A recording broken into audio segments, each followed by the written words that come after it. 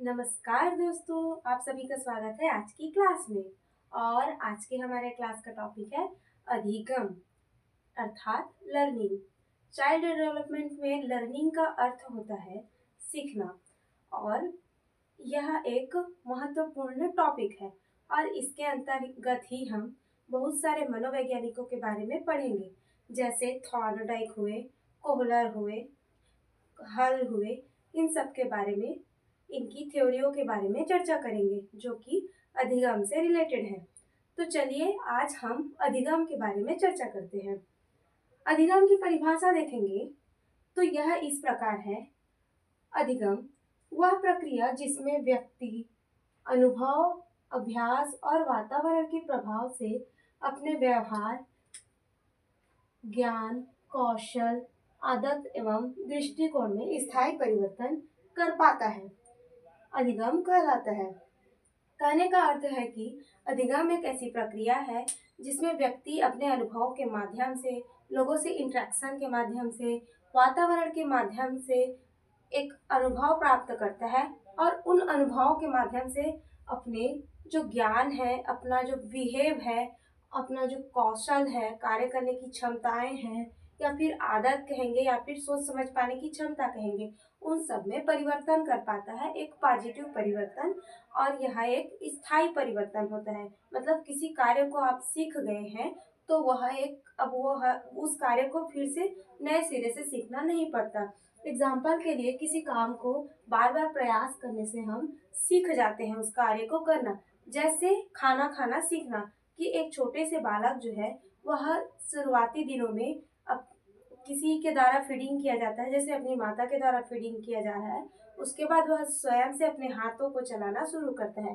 तो पहले हाथ को चलाना शुरू कर रहा है तो परफेक्टली खा नहीं सकता, लेकिन धीरे धीरे वह परफेक्टली खाना सीख जाता है।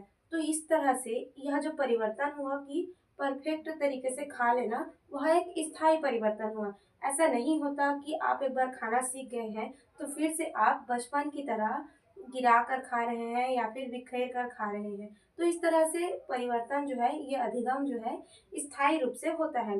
जैसे कि हम चलना सीख रहे हैं तो एक छोटे शिशु की अवस्था देखेंगे और हमारी अवस्था देखेंगे तो आप तुलना करके पाएंगे कि उस बालक में जो है अभी अधिगम हो रहा है। और अधिगम कैसा हो रहा है कि वह चलना सीख रहा है। तो चलने सीखने की प्रक्रिया में वह धीरे धीरे पहले पैरों घुटनों के बल चलना सीखता है, फिर घुटनों को छोड़ के पैरों के बल चलना सीखता है, अपनी बॉडी को संभालना सीखता है। और यह सीखना जो है वह स्थायी होता है। मतलब जब बचपन में हमने चलना सीख लिया है तो अभी भी हम उसी तरह से आराम से चल ले रहे हैं, ऐसा नहीं कि अभी हम चलना सीख रहे हैं।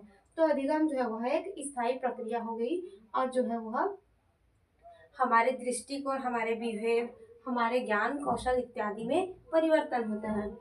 चलिए अधिगम की विशेषताओं के बारे में चर्चा करते हैं। पहली हमारी है कि अधिगम जो है वह एक जेनेटिक प्रक्रिया है। जेनेटिक प्रक्रिया का अर्थ हुआ, ऐसा नहीं कि हमारे जीन में है सीखना, ऐसा है कि जेनेटिक प्रक्रिया कहने का अर्थ हुआ कि व्यक्ति के पास या फिर किसी भी इंसान के पास जो है वह मानसिक प्रवृत्ति होती है, बुद्धि होती है, ज्ञान होता है और स्मृति होती है। तो इन इन सभी के माध्यम से जो है हम अधिगम कर पाते हैं। तो इस तरह से हम कह सकते हैं कि अधिगम जो है वो है एक जननिक या फिर जेनेटिक प्रक्रिया है। मतलब हमारे पास बुद्धि है तो हम उस बुद्धि का प्रयोग करेंगे और उस बुद्धि के प्रयोग के माध्यम से हम अधिगम करेंगे।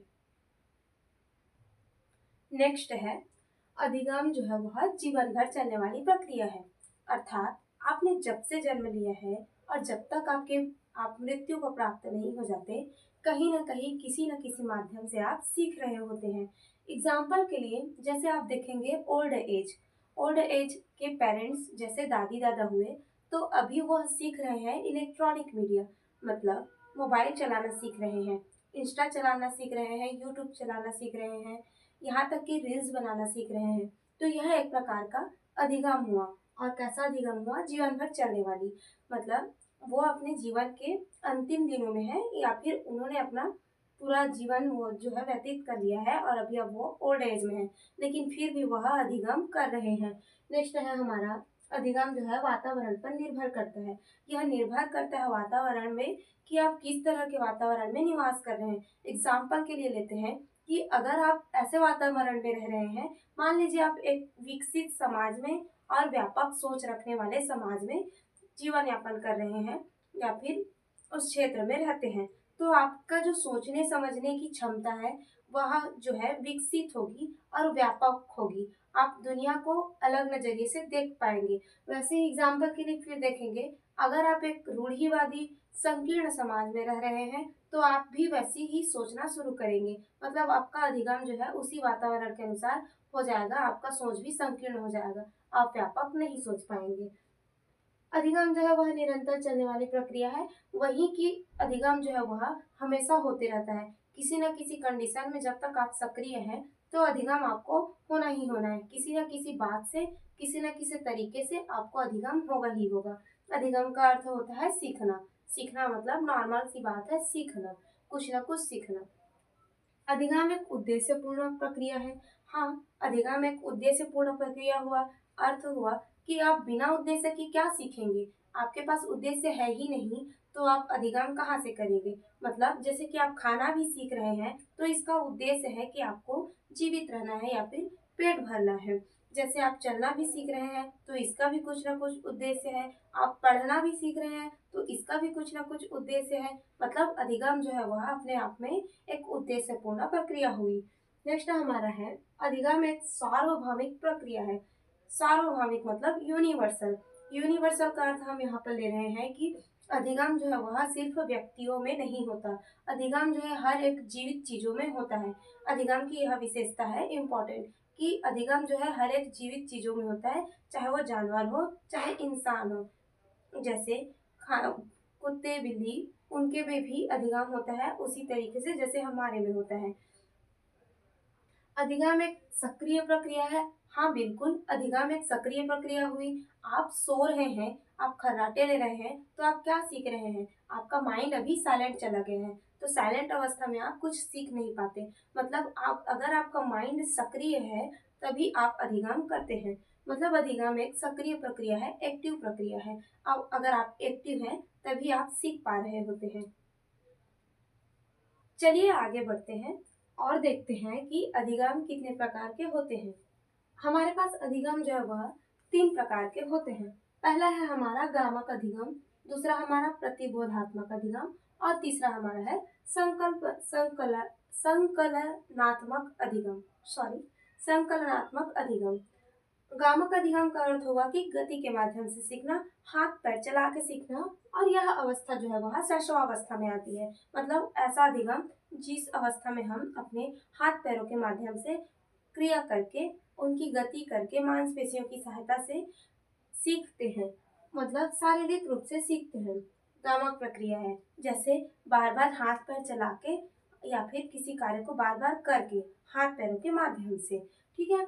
और दूसरा हमारा है प्रतिबोधात्मक अधिगम। मतलब यह बाल्यावस्था की अधिगम प्रक्रिया है। इसका अर्थ हुआ कि प्रतिबोध करते हैं, हर एक चीज को जानने की इच्छा रखते हैं, जिज्ञासा रखते हैं, एक्साइटमेंट रखते हैं।